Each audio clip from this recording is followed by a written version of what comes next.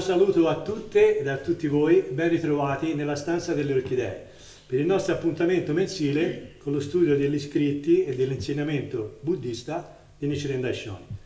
Oggi, insieme a Angela e Giovanni, approfondiremo lo scritto dal titolo Distinzione tra il conseguimento della buddhità teorico e concreto, nel quale Nichiren ci trasmette dei principi importanti per la nostra spiritualità e per la nostra vita, come dice il titolo, concreta. Ringraziamo i nostri tecnici che ci permettono di interagire e le persone che ci hanno raggiunto e sono qui con noi. Direi di iniziare subito la lezione, passo la parola a Giovanni. Buonasera a tutti e a tutte. Incominciamo col il secondo studio che, come si è detto l'altro mese, stiamo approfondendo quelli nuovi, quindi sarebbe sul volume 2, pagina 836-839, distinzione tra conseguimento della buddhità, il teorico e concreto, scritto il 5 ottobre del 1280 da Minobu. Prologo. Nella lezione di febbraio scorso abbiamo iniziato a studiare lettere di Nichiren pubblicate in italiano ma mai approfondite. Queste scelte nascono dall'esigenza di applicare la conoscenza del pensiero di Nichiren, che trova molti riscontri in testi che non vengono considerati di primaria importanza. Come già detto nella stessa lezione, le lettere di Nichiren non sono tutte originali, cioè scritte di suo pugno, altre sono apocrife o riscritte. Per approfondire questa importante questione potete guardare il video preparato dal nostro amico Mimmo Filippone, che trovate sul nostro canale. Cliccando sul link trovate qui sotto la descrizione, che sarebbe analisi cronologica degli scritti di Nichiren Daishonin. Molto interessante. Sì, molto interessante, perché ha fatto un cappello, no? Certo. Perché siccome senza capelli... Va bene sapere da dove vengono le cose, da dove nascono. Sì, perché sennò uno si perde, no? Sì, ha fatto un cappello, capito? Bene, lascio la parola a origine e motivazione della lettera.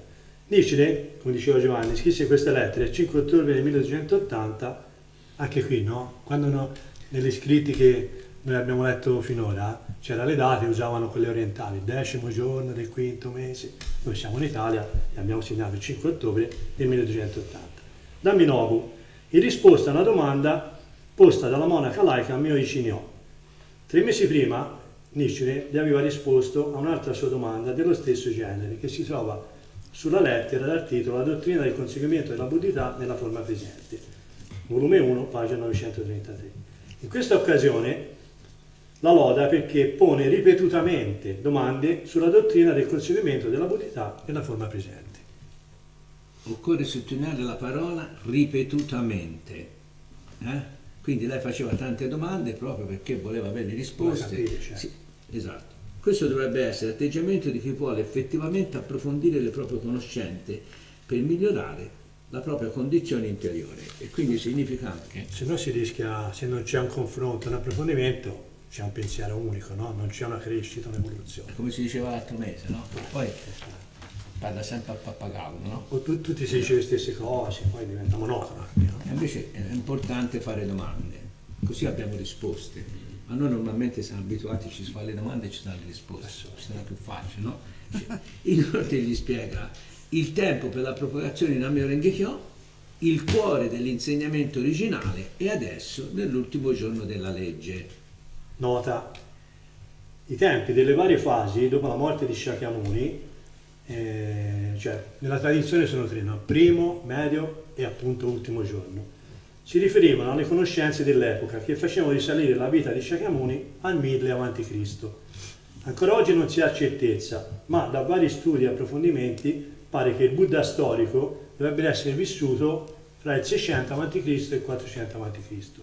Ma quello che conta era la percezione che gli studiosi di buddismo, compreso Nichiren, avevano della loro epoca, percezione non troppo diversa dalla nostra. Esatto, ora entriamo nella spiegazione.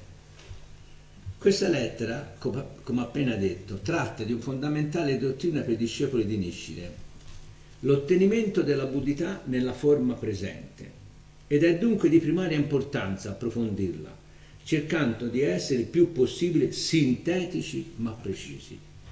Quindi evidenzieremo alcune parti della lettera, lasciando a voi il compimento di leggerla per intero. Il compito.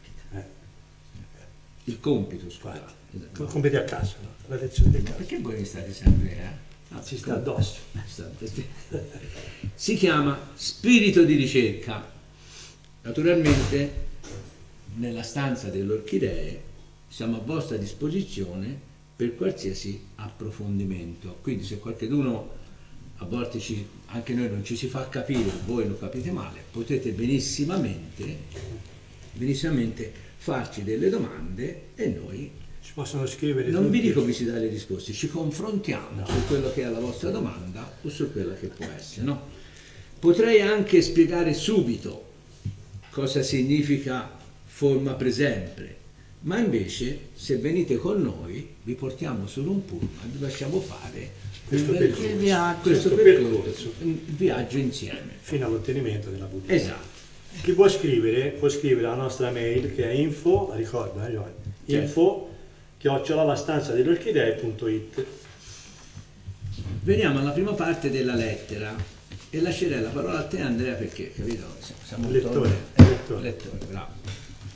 Attorno alla metà del 7° mese ti ho inviato una spiegazione generale delle differenze che sussistono fra l'insegnamento della scuola della vera parola, di cui parleremo, e quello del suo fratelloto, riguardo alla dottrina del conseguimento della buddhità nella forma presente. Tra l'altro, tutti i più famosi studiosi odierni riconoscono che la dottrina del conseguimento della buddhità nella forma presente ha un'importanza vitale. Quindi i miei discepoli e seguaci, in particolare, dovrebbero mettere da parte qualsiasi altra cosa e rivolgere la loro attenzione a quest'unica dottrina. Perché? Piccola parentesi. Spesso leggiamo nomi di scuole buddiste, ma non ci chiediamo cosa siano e che dottrina promuovono. Iniziamo noi a farlo, perché altrimenti noi, se non si approfondisce bene cosa sono le altre dottrine, abbiamo sempre dei pregiudizi, no? Come dire, c'è buio, non ci voglio andare. Quindi, esatto, invece noi dovremmo approfondire tutto, come hanno fatto i grandi studiosi, e rafforziamo, come diceva Gandhi, la nostra spiritualità. Se invece noi abbiamo solamente il La fatto, visione nostra e basta. è come dire, so tutto io, invece poi non so Sì, nulla. tanto loro. Esatto. Quindi passiamo ora. Scuola della vera parola, la scuola Shingon. La scuola fu fondata dal monaco giapponese Kukai nell'anno 804. Si recò in Cina. Ricordiamo che il buddismo in Giappone è stato portato tutto dalla Cina. Ha fatto il giro Cina, esatto, Giappone. e Giappone, perfetto. Dove apprese le pratiche della scuola Vajrayana, nel tempo elaborò la propria sintesi delle pratiche e delle dottrine esoteriche basate sul culto del Buddha. Spiega un po' cosa significa esoterico. Sì, breve sintesi sulle esoteriche. Se no lui sta qui a guardarmi invece bene. Si differenziano da esoteriche. Praticamente in sintesi le dottrine esoteriche sono quelle più complicate, sono inaccessibili a chi non ha avuto un'iniziazione, no? Mi piace il nostro amico Mimmo, un'iniziazione, chi non ha certe competenze, quindi è una nicchia. Mentre le dottrine esoteriche possono accedere anche un pubblico più ampio, no? Un po' per bravo, in particolare negli insegnamenti delle antiche scuole filosofiche ammettevano proprio, erano aperti a tutta la popolazione. Bravo. Mentre invece ebbe grande successo, Infatti, soprattutto presso i nobili, per le sue sfarzose cerimonie e per l'attività artistica, tanto da influenzare altre scuole come quella dei Tendai. Decade nel periodo di Kamakura per la concorrenza delle scuole Nichiren, Zen e Yojo, seguaci di Amida Butsu. Secondo lo Shingon, l'illuminazione non è una realtà distante, tale da richiedere innumerevoli reincarnazioni, ma un obiettivo raggiungibile nella vita attuale. Coltivando il potenziale spirituale, che sarebbe natura di Buddha, innato in ogni essere vivente, con l'aiuto di un buon maestro e allenandosi a controllare il corpo, le parole e la mente, è possibile liberare questo potenziale per il beneficio proprio e altrui. Il motto della scuola è perciò diventare Buddha in questa vita con questo corpo. quella è la nostra. Sì, no? Esatto. Sembrerebbe la stessa dottrina praticata da Nichiren, alla quale egli afferma dedicò la maggior parte dei suoi studi. Ma allora perché più avanti della lettera afferma? In realtà questa pratica della scuola Shingon conduce soltanto un bodhisattva, come si diceva, veniamo già avanti, che si trovi a 10 stadi della devozione, a passare allo stadio successivo, quello della gioia.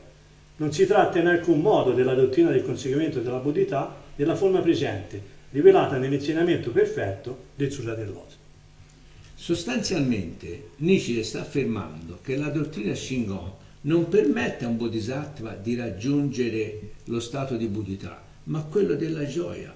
Quindi è come quando noi siamo contenti noi, no? Perché ovviamente- C'è una gioia personale. no, ma siamo tante persone che prima si fa le cose che ci interessano a noi e poi ci dedichiamo all'altro e non ci sembra. Poi quando si parla invece sembra che ci si dedichi a tutti, ma non è Quindi è così. limitata. Quindi è come dire, sono felice io, poi del resto a me. Contento da solo. Dai, Contento è da come gli solo. scemi, no? Esatto, funziona così.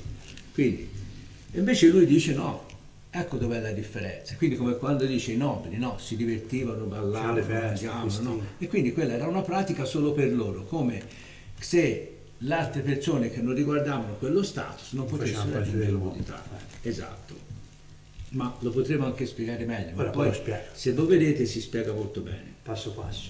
Quindi Nichiren tentò di riformare il buddismo alla società della sua epoca.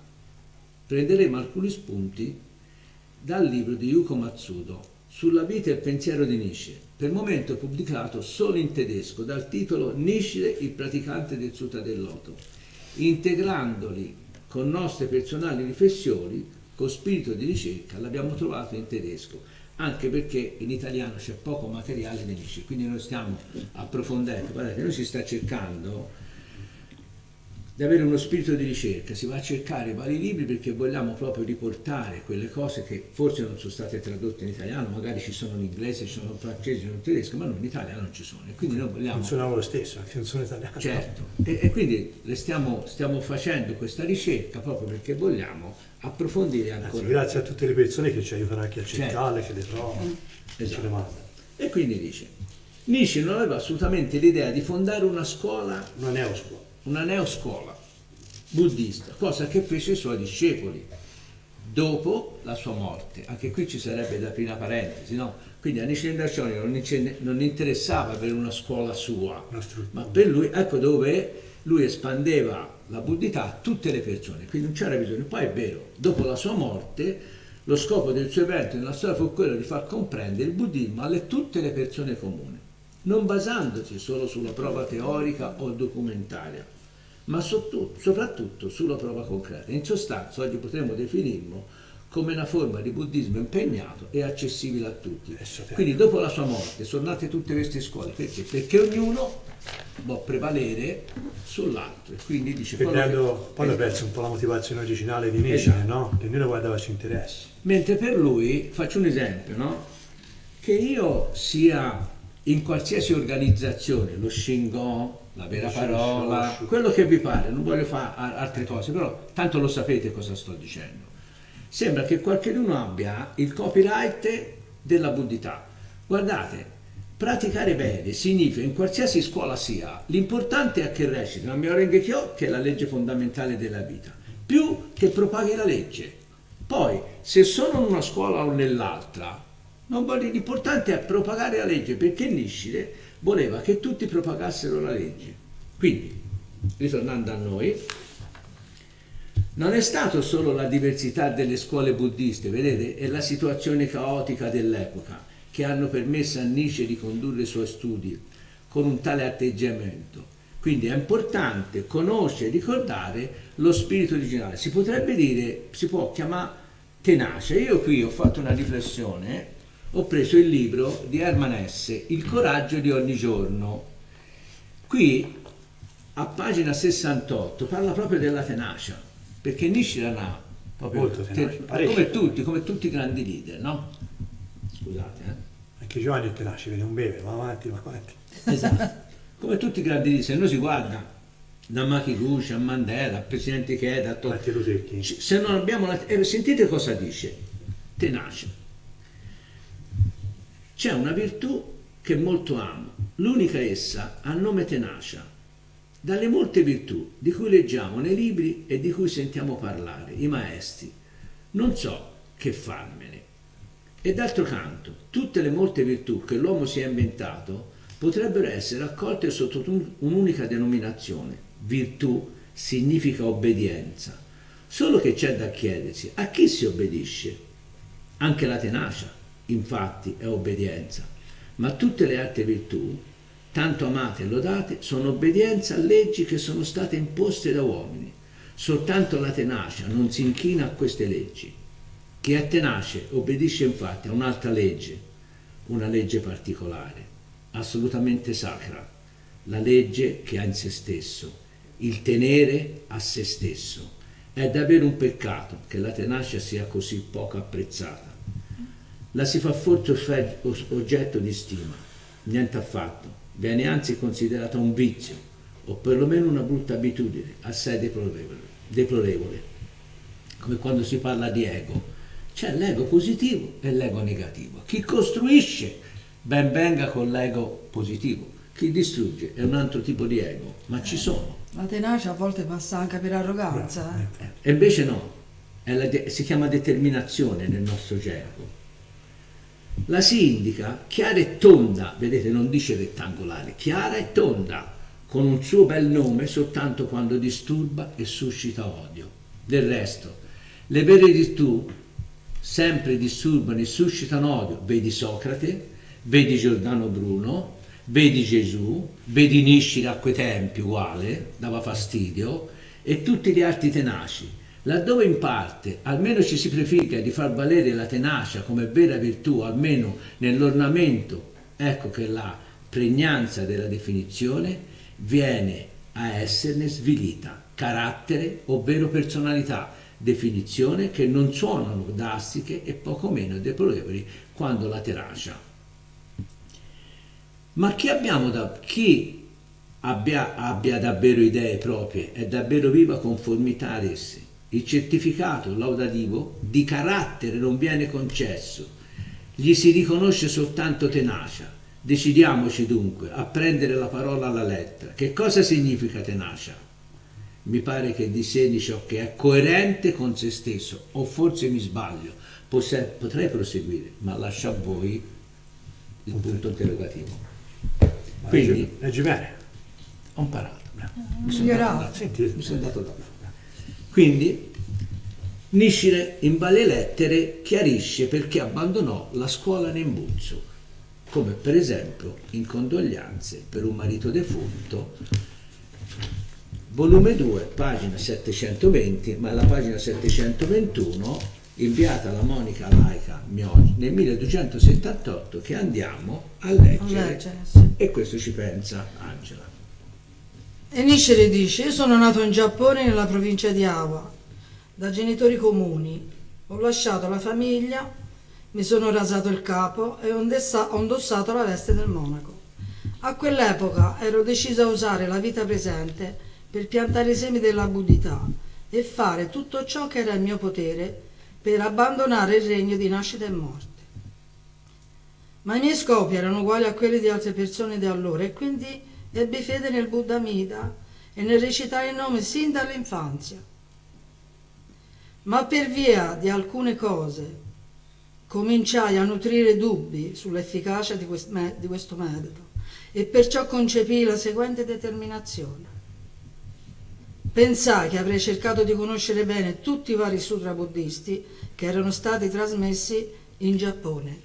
Cioè, lui prese la determinazione di non sentire più a destra e a sinistra tutti i commentari, cosa dicevano. Dice: ora basta, ora comincio a studiare seriamente tutti i sutra. Per quanto mi riguarda, no, io da quando ora sto facendo questi gosho, insomma non sono semplici, specialmente questi due ultimi che non si sono mai studiati, però ho capito che bisogna studiare con un'altra luce, cioè bisogna veramente studiare per non sono favole il gosho, le lettere, per riportare in quotidianità quello che ci dice Niscire. Non ci rimane facile, perché si leggono bellissime frasi, bellissime cose, no? Come dopo parlerò della fanciulla drago, sembrano favole, ma non sono favole.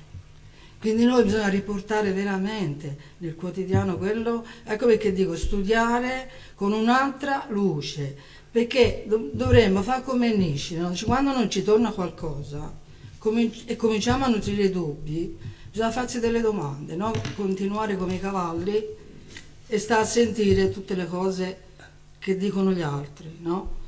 Cambiamo direzione e studiamo con più luce. Prendiamo la determinazione come ha fatto Nietzsche, se non ci torna qualcosa non possiamo continuare a fare le stesse cose, ma non è solo in una direzione, è nella famiglia, cosa posso fare? Cioè faccio sempre le stesse cose, ma cosa posso fare per migliorare la mia famiglia, per migliorare il mio lavoro? Ma Nietzsche ce lo dice in tutti i modi, però noi non ascoltiamo. Allora in questi giorni, per staccarci un po' da Nietzsche e portarlo nel quotidiano, io ascoltavo il filosofo Marco Guzzi, e lui dice le stesse cose che diceva Nietzsche, le stesse cose, che uno può dire, ma Nietzsche è Nietzsche, cioè, che è Marco Guzzi o qualunque filosofo, quindi noi, come si dice, si mette Nietzsche, deifichiamo Nietzsche, e ci succede anche con i tre maestri. Io a volte sento dire, ma io mica sono Ikeda, non sono mica Toda. Cioè, come dire, io posso fare queste cose. Quindi no. chi sei? Non è così, no? Ascoltate cosa diceva Marco Guzzi, se non sono le stesse cose riportate ora nel mondo di oggi, che non mi sembra sia cambiato molto dal mondo di allora. Dice, è una società in coma, ed è vero. Quello che ci viene comunicato è paura e impotenza, quindi come di sta a casa, fai le tue cose e non esistere. Lui dice, ma io devo esistere, a prescindere dal sistema. Dobbiamo creare cose nuove se vogliamo mantenere un senso della vita.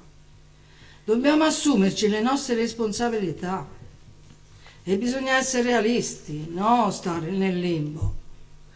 Come ha fatto Nietzsche, ha cominciato a guardare, dice, ma qui c'è qualcosa che non torna. Guardava anche le piccole, minime cose, per rendersi conto cosa devo fare per cambiare. Non si fa.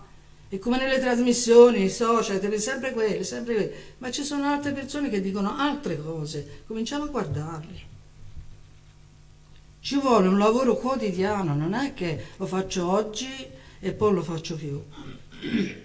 E guardare cosa succede intorno a noi. Queste sono le stesse cose che diceva Nietzsche, ma tanti filosofi veramente ci stanno aiutando, no? E ti sarà più facile, sentite cosa dice ora, se sei dentro un cammino serio. Cavolo, ho detto, ma noi ci siamo, questo cammino, cioè più serio di così. Noi siamo con Nietzsche, le tre maestri, quindi dovrebbe essere più facile per noi, no? Siamo insieme a Nietzsche, le tre maestri. E dove stiamo? Non è per fare pubblicità, me ne frega niente. Nella stanza delle orchidee. Come la stanza delle orchidee di Nietzsche col suo ospite che dialogava e cercava, no, di salvarlo. È quello che stiamo facendo noi, senza arroganza, ma è così. Bene, vorrei, già che Angela ha parlato dello studio che stiamo facendo, quindi vorrei fare una riflessione insieme a tutti. Ieri hanno fatto vedere alla televisione, a Striscia la Notizia, che quando il passaggio a livello è chiuso la gente non riesce a aspettare, ha sempre furia, quindi passa sotto le sbarre. E quindi pensate come siamo tutti diventati emotivi, no? Anche studiare. Noi dobbiamo fermare la mente e metterci a studiare veramente, ma non una volta, 2, 3, fare una ricerca proprio dentro di noi. Più si legge, più si approfondisce, ma noi invece non abbiamo tempo. Non abbiamo tempo. Quindi a un certo punto si comincia a fare le cose. Cioè ci sembra tempo perso. Invece non è tempo perso, è un arricchimento personale. Come per esempio, io sono uno che cammina o che fa. A un certo punto devo fermare la mente e dire, ma è più importante che cammini o che mi fermi un attimo? Perché a volte anche camminare o fare allenamento riguarda solamente me, è un mio egoismo. Magari devo andare all'appuntamento, arrivo più tardi perché magari vado a camminare e studio. E invece no, continuo. E quindi significa noi non ci riesce a fermare la mente, è come se si fosse qui ma siamo da un'altra parte. Quindi quando si studia, si studia. Guardate, queste novità di questi Gosho per noi sono novità, perché non sono state poi approfondite come il primo libro. E guardate, si fa una ricerca, allora, all'inizio sembra una fatica, invece poi si trova soddisfazione perché riusciamo a recepire, a capire delle cose che non Non si erano mai capite. Non siamo persone che si pratica da 2 giorni, qui si pratica da 35, 36, 37 anni, 40 anni. Quindi se si trova questa emozione o questa criticità, significa che si sta ricercando qualche cosa che fino ad oggi non ci siamo arrivati, oppure è un rinnovamento. Ecco quanto è importante studiare, approfondire, e ci vuole, come diceva Hermann Hesse, la tenacia. Spirito di ricerca e tenacia. Esatto, e fermarci, non guardare le cose spezzettate, perché spezzetto la mia vita. E oggi invece la società è così, sembra che non abbiamo più pazienza ad aspettare nulla, a meno che non siano affari nostri, come la scuola dello Shingon, no? Quindi si divertivano, aveva gioia solamente lui, e poi se quell'arte era di fuori, come quando si dice, ma perché? Te chi sei? Il presidente Cheda, chi sei? Perché? Qualcuno ha 11 dita, io c'ho sempre da conoscere uno che ha 11 dita, 9 dita sì, 11 no. Quindi quando c'ho da conoscere uno che ha 11 dita, allora faccio sempre da conoscere, invece una dita di meno sì. Anche, come diceva, perfetti, gli mancava un dito. Beh, è chiaro che Faceva dolci. i maestri avevano la loro grande missione, ma abbiamo anche noi la No, ma nostra loro, missione. anche se lo diciamo estero, ne viene i brividi. Dici nostra, sì, ce l'hanno. Un momento, No? noi adoperiamo la parola del presidente Chiedo di qualcheduno per affermare, perché siccome non si riesce faccia affermare, allora diciamo l'ha detto Tizio, l'ha detto lui, questi grandi nomi per dire raffermo la verità, non mi raffermi proprio nulla, mi devi dimostrare a te cosa fai nella tua vita e chi sei. Ma ritorniamo al Gosho, perché sennò dico dove andare. E si sta facendo una Percorso. un percorso, siamo in un labirinto, no? Cerchiamo di uscire da questo labirinto. Con tenacia ci arriviamo. E allora dice, per esperienza diretta, dice Nishide, vidi che i santi e saggi, molto rispettati nella società, mostravano al momento della loro morte la forma e il comportamento dello stato, vita agonizzante dell'inferno, ma in nessun caso quello di uno stato pacifico. Quindi sta dicendo che anche queste persone sagge, persone di un certo tipo, però quando morivano non lo vedevo io. Non si scappa. Ecco dove lui spiega il teorico e il concreto. Ecco dove lui ha lasciato quell'altra scuola perché vedeva che non funzionava. Quindi dice, vedeva che queste persone, bensì che siano state erudite, sagge, pazienziose, però quando morivano non erano una forma agonizzanti. erano agonizzanti, Non era nella soffrivano. forma della buddhità. Tornava con Esatto. i sutra. Cioè. Ora qui poi spiegherò un qualche cosellino. Se avete un po' di pazienza ve lo spiego, vi lascio un po' di suspense come Gialli, no? I film di Gialli, se si sa subito non si guarda alla fine, invece è importante sta lì così, Con tenacia. No? Con tenacia, bravo. Un allenamento. Beh, lui non c'ha bisogno di la tenacia. Allora, il Sutra del Loto indica la conseguenza dell'inizio, della forma alla fine dell'effetto esterno, quindi la forma poi si manifesta, ecco perché Nietzsche vedeva, dice la forma era questa, però poi quando moriva si manifestavano altri tipi di Quello che forme. rampe davvero. Esatto, lui dice la forma è l'effetto della causa interiore. Nel trattato sulla grande saggezza Nagarjuna, elegante traduttore, Come te, sei elegante, come Nagarjuna. questo, Vai. rosa, mi sono Amarante. vestito di rosa, è amarante, cioè. Nel trattato della grande saggezza Nagarjuna, mi piace, lo ripeto, Elegante. elegante traduttore Sutra del Sutra del Loto, in cinese Vedi? afferma: chi mostra un colore nero all'ora della morte significa che è caduto nell'inferno. Non scappi lì si vede. Quindi quando Nietzsche vedeva tutte queste cose, ecco perché poi Questo comincia a già. scrivere la lacca bianca, queste cose qui. Quindi la consapevolezza del problema di Nietzsche non deve essere stata solo la ricerca della vera e originale dottrina del Buddha che porta all'illuminazione, ma in questo contesto anche la ricerca della causa di questa discrepanza tra l'insegnamento e la e realtà.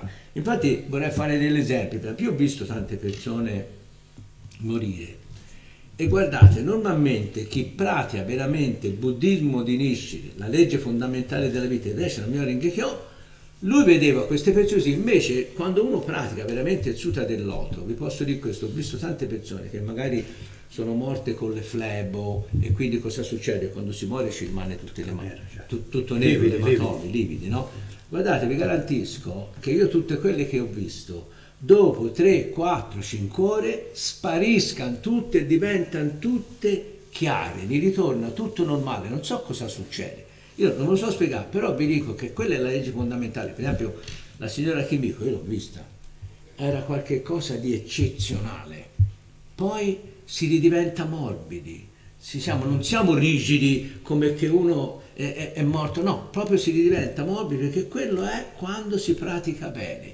Ecco perché Nishide fa questa distinzione fra il teorico e il concreto. Quindi lui dice, la teoria, come tutti noi, si può parlare di tante cose, poi come ti comporti, sei coerente fra quello che dici e quello che fai, perché il cervello dice delle cose e poi si va da un'altra parte. Faccio un altro esempio.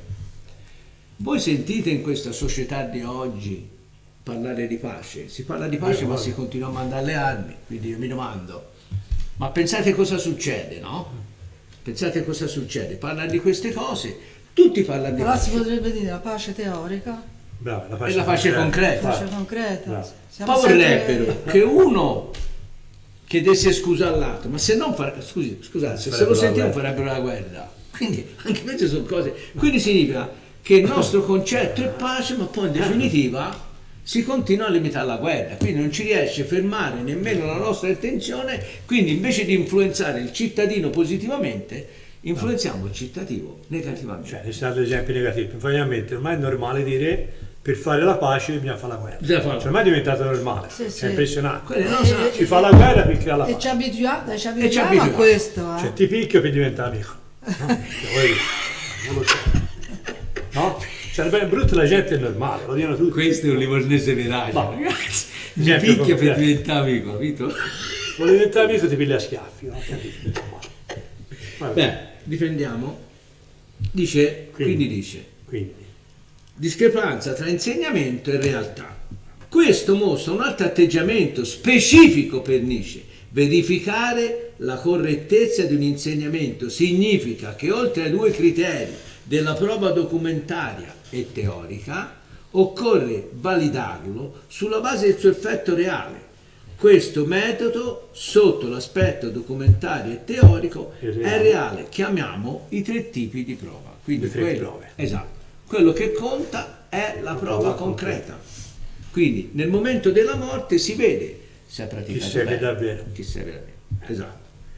In conclusione, Nietzsche, per riportare la visione buddista della vita alla sua matrice, vedete, matrice originale, ha evidenziato la superiorità del Sutta del Loto sugli altri, non per una questione ideologica o di affermazione di un potere secolare, ma per emancipare, vedete, per emancipare la società giapponese dell'epoca, indipendentemente dalle fasce sociali. per tutti. Esatto. E qui poi dice, allora come oggi era fondamentale una riforma spirituale individuale, perché se non c'è una riforma spirituale individuale non è che posso influenzare la società, invece noi si vorrebbe tutti insieme, impossibile.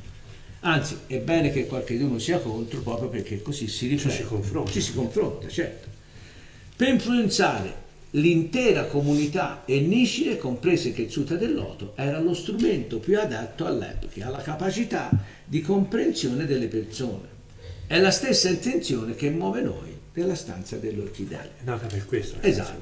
Non per un interesse, Esatto, no. non per un interesse, per un'ambizione di qualcuno, per Anzi. un'esigenza reale Esatto. che le persone possano praticare e mettere in pratica, Certo. come diceva Angela, nella propria vita. Noi abbiamo fatto No, come ha teoria. fatto Nishide, no? A un certo punto abbiamo scelto C'era un'altra una discrepanza. sì, e abbiamo scelto un'altra strada, no? Più lunga, più tortuosa, perché abbiamo ricominciato da capo. più appassionata. Abbiamo appassionati, abbiamo ricominciato a studiare, abbiamo ripreso tutti i principi fondamentali. E quindi dice, Ikeda, maestro spirituale e di vita, afferma: come possiamo parlare del futuro dell'umanità se siamo così spiritualmente aridi e insensibili da ignorare le sofferenze e le minacce alla dignità della vita di coloro con cui dividiamo questo mondo? Qui ci viene in aiuto sempre avendo uno spirito di ricerca, Qui il la maestro grande fa una anima- domanda proprio. sì, esatto. Questa è una domanda. Sì, sì, Cioè, come infatti. Questo è- possiamo? come possiamo, no? Io Sì. quindi sono andato a Si cercare, ritorna alla ricerca. si ritorna alla ricerca, sono andato a cercare Gandhi, pensieri spirituali per la vita concreta. Quindi se non abbiamo dei pensieri spirituali per la vita concreta, tutti parlano e poi vanno da un'altra parte. È tutta teoria. È tutta teoria, esatto. E qui dice, a pagina 119, dal terreno limitato in cui mi trovo, quindi pensate, dal terreno limitato in cui mi trovo, posso vedere che non sono in grado di fare nulla finché non giungo a toccare il cuore degli uomini e delle donne. Inoltre osservo che finché lo spirito d'odio persiste in qualche forma, non è possibile portare la pace e conquistarci la libertà con uno sforzo pacifico. Pensate se dice. Non possiamo amarci l'un l'altro se odiamo gli inglesi. Quindi lui dice, voi sapete, un indù in India dice, come posso amare l'India se continuo a odiare gli inglesi? Quindi se te incominci, odi qualcheduno, come fai a amare? È impossibile. L'amore è universale, a 360 gradi. Se non ami il tuo nemico, come fai a amare il tuo prossimo o i tuoi È cittadini? un'illusione. E questo lo dico io, lo dice Gandhi, e dice, dov'è? Inglesi. Dice, non possiamo amarci l'un l'altro se odiamo gli inglesi. Dobbiamo lasciare che la legge dell'amore ci governi del tutto o per niente. Quindi o a 360 gradi o 360 gradi contrario. L'amore tra noi sia basato sull'odio per altri. Quindi significa che noi ci siamo uniti. Faccio un esempio. Pensate a una persona nella società, come si dice, le bande, come quando si va tutti allo stadio.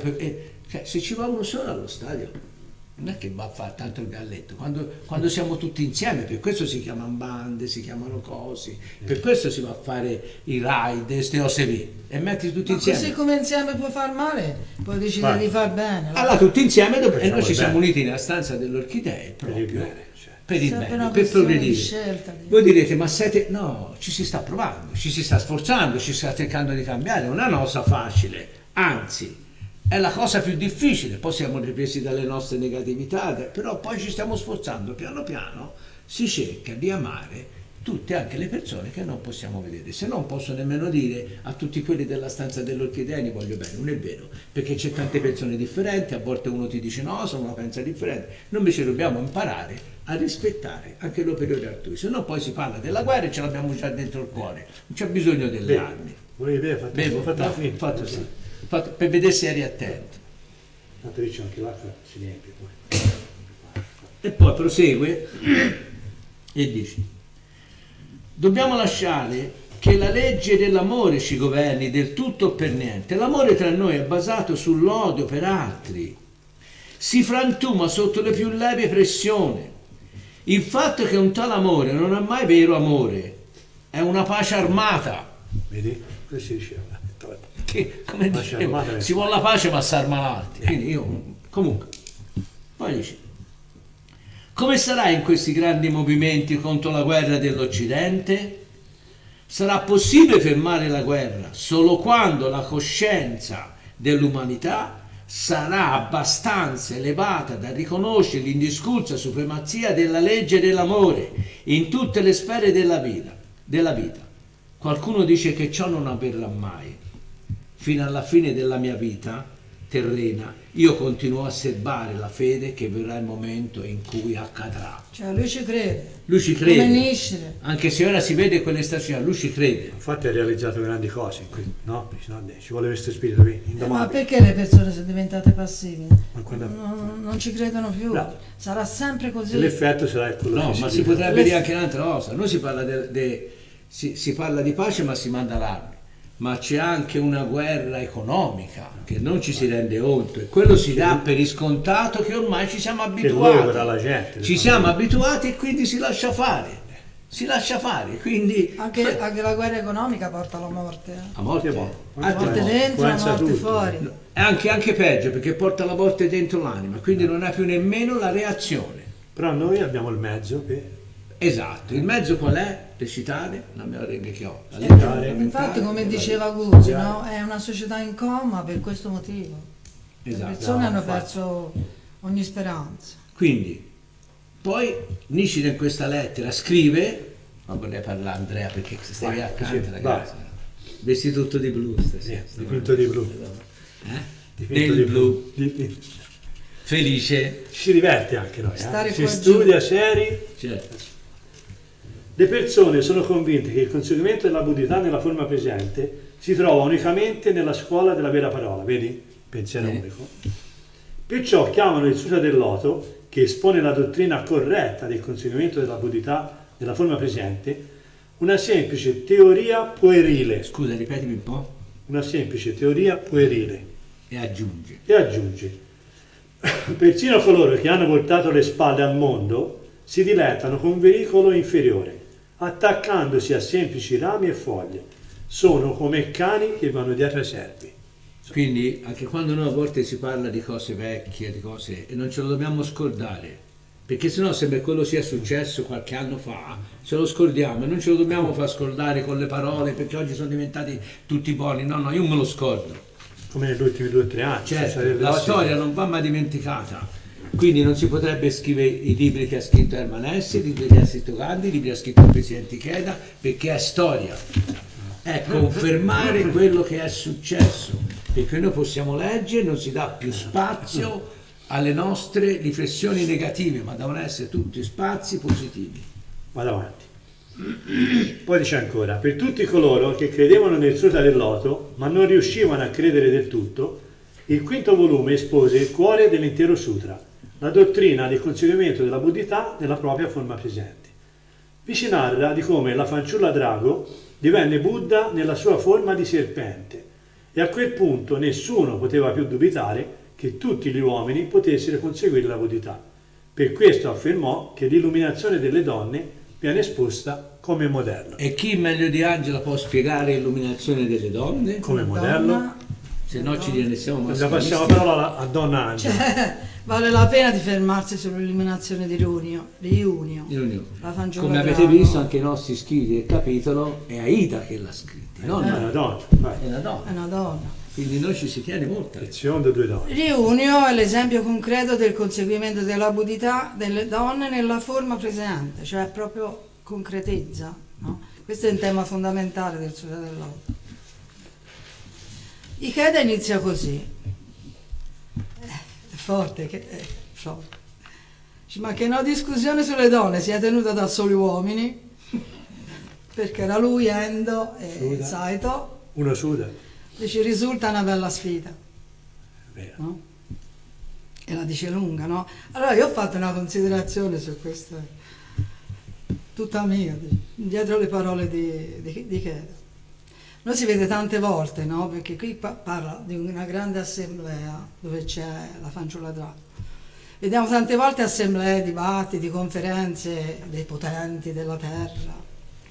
Non so di cosa potenti, però sono potenti della terra. Con tanti uomini ma pochissime donne, no? Fateci caso, no?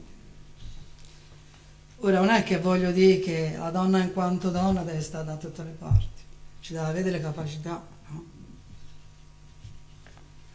E non credo, no, che su 20 uomini non ci siano 10 donne capaci, non ci credo. Quindi, Scusa, no, la prossima facciamoci volta- una domanda, qualcosa deve ancora la prossima volta cambiare, Andrea lo facciamo vestire da donna, perché anche qui noi siamo due adesso. Prima la parrucca.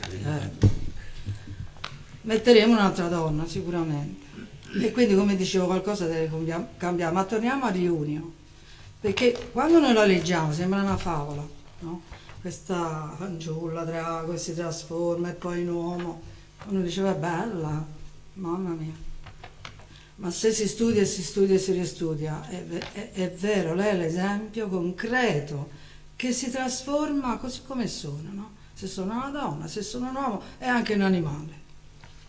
Quindi l'episodio della fanciulla drago racconta la sconfitta degli uomini orgogliosi da parte delle donne e la superiorità della fede sulla saggezza di Shariputra, perché Shariputra era quello che faceva la parte del cattivo, perché Shariputra era un grande saggio, ma saggezza che scaturiva dallo studio, non la saggezza che scaturisce dalla fede, che è diverso, no? E il presidente Cheda lo dice, questo è un aspetto che ai maschi sfugge spesso, che se negano la buddhità delle donne, negano la loro stessa illuminazione. Praticamente, dice, è una dichiarazione dei diritti umani, no? Che confuta con la prova concreta la discriminazione delle donne. No, immaginiamo questa grande, me la sono immaginata, assemblea, presieduta da tutti uomini, che con queste idee preconcette, no? che le donne gli erano escluse dalla buddhità, dovuta appunto a tutti gli insegnamenti transitori, no? Che l'illuminazione anche per arrivarci, anche gli uomini dovevano pratiche austere, dure, per kalpa, eoni, che significa milioni di anni, dove rinasce e poi rinasce e poi rinasce, no? Vita dopo vita, ma ecco che arriva Riunio, la fanciulla drago, saluta il Buddha Shakyamuni che era lì, che acconsentiva, e dichiara: cioè, guardate come conseguo la buddhità in un istante, così come sono. Dice, io lo so che non mi crederete, verrò derisa, ma non lo faccio per arroganza, ma lo faccio per salvare la gente con lo stesso potere della legge mistica che ha salvato me. Così come facciamo noi, noi quando parliamo di buddismo agli altri salviamo le persone e non ce ne rendiamo conto. Anche questa è una cosa che bisogna riflettere. Parlo di buddismo agli altri, così metto una causa positiva, così ho delle, come si dice, delle aspettative, ho fatto 20 persone, ho dato 30 gonzo, no? Cioè te, il pensiero è di salvarle, perché come mi sono salvata io da una famiglia distrutta, grazie a mia figlia che ha portato il buddismo a casa, si può salvare milioni di persone, che poi quando noi parliamo con una persona, a noi ci sembra una, ma è tutta una famiglia, perché io poi da me sono stata la mia sorella, dalla sorella alla cognata, dalla cognata alla nipote, quindi sembra, dici io ho parlato di buddismo a una persona, questa prenderà poi tutta la famiglia, no? E non siamo diversi da Riunio, lo ridico, non siamo diversi da Nishida, è chiaro, loro avevano una missione enorme, perseguitati, noi questo... comunque, anche noi abbiamo le nostre persecuzioni, non sono quelle, però gli uomini dell'assemblea erano increduli, specialmente Shariputra, che dice: ma come facciamo a credere? Come facciamo a crederti? Tu sei la meno qualificata per la buddhità, sei un animale, sei di sesso femminile e hai appena 8 anni. Allora, come dice Cheda, per convincere questi uomini testardi e lenti, questo lo dice Cheda, testardi e lenti, la fanciulla drago si trasforma in un uomo, becca vesta, concretizzando le parole del Sutta del Loto, cioè conseguire la buddhità come sei, Forma presente. nella forma presente. Se sei un uomo consegui la buddhità, se sei una donna, e anche gli animali, perché anche gli animali hanno la buddhità. perché era mezza drago E e mezza Sì. serpente. Ma anche credo, no? Questa è stata proprio una riflessione mia.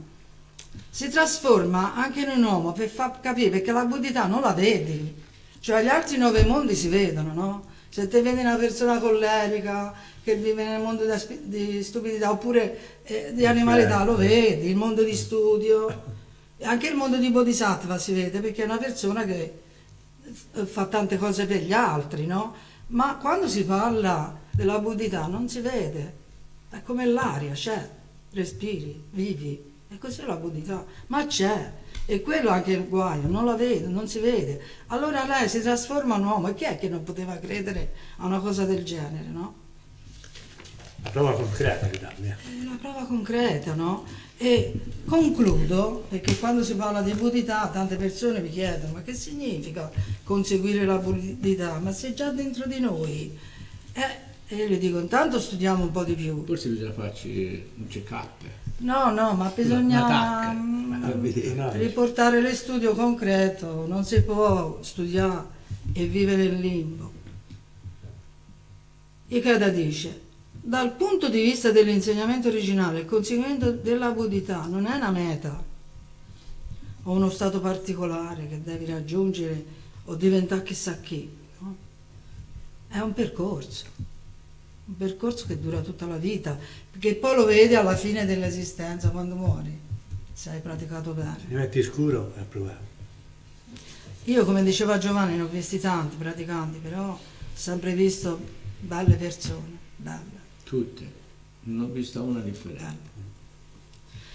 Allora, dice, potremmo addirittura affermare che l'unica differenza nella condizione di una persona che ha conseguito la buddità consiste nell'aver tracciato naturalmente, stabilmente il percorso della propria vita e dedicarsi alla propria e all'altrui felicità, quello che noi comunque stiamo facendo.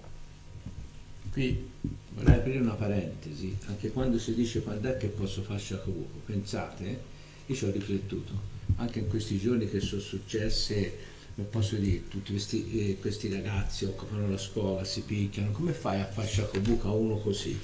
O questi che creano confusione, devi aspettare che l'arrestino, allora quando è in carcere non può fare nulla, l'unica speranza, ne fai Shakubuku e non ne rimane altro. Deve essere predisposto, il momento giusto. Il momento giusto, perché a noi si dice, no, poi shoujo, Shakubuku. no, te lo devi fare quando proprio la persona è disperata e te lo viene a chiedere, o se no, quando questi lì sono queste bande o queste cose che sono tutti influenzati, cioè che per la pace ci vuole le armi, come fa a fare Shakubuku? In quel momento non ne fai.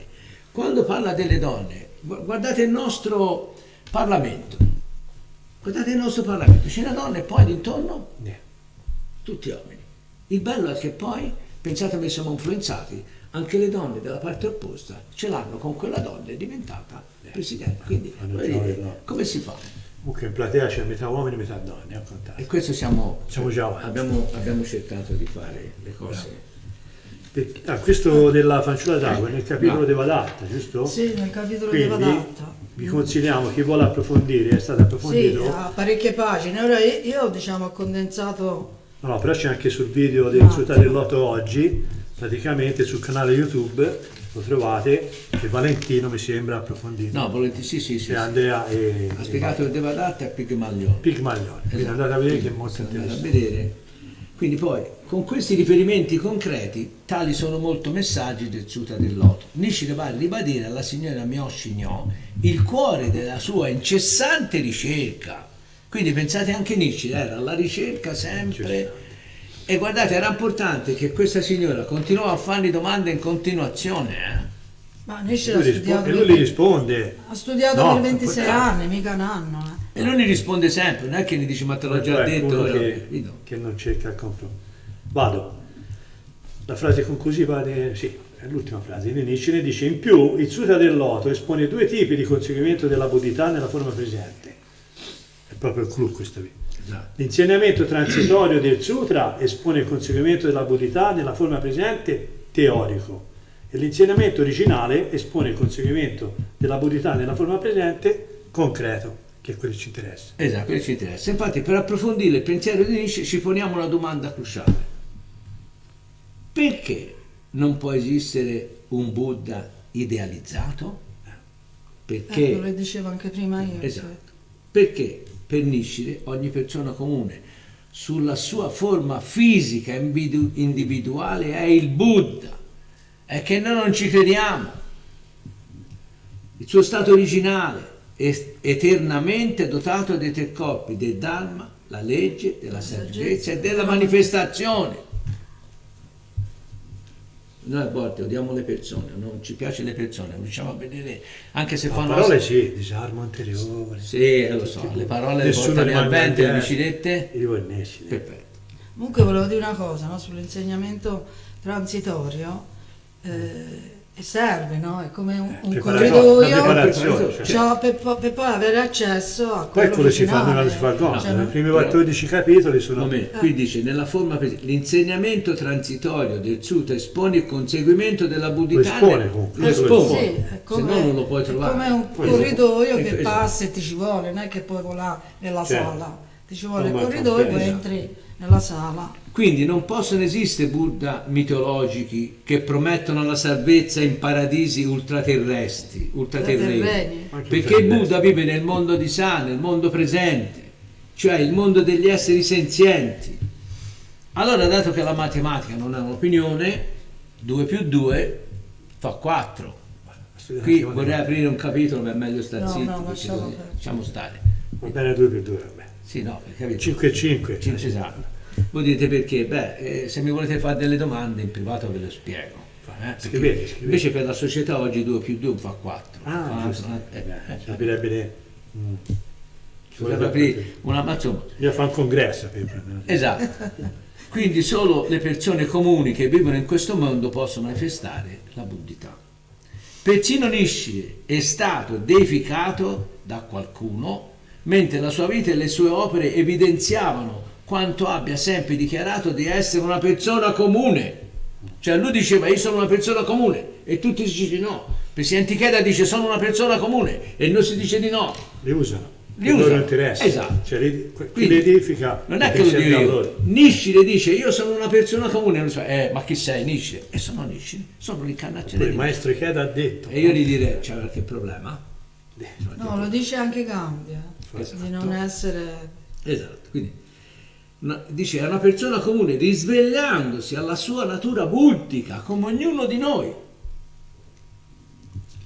a fare lo e stesso. invita noi altrettanto persone comuni a fare lo stesso.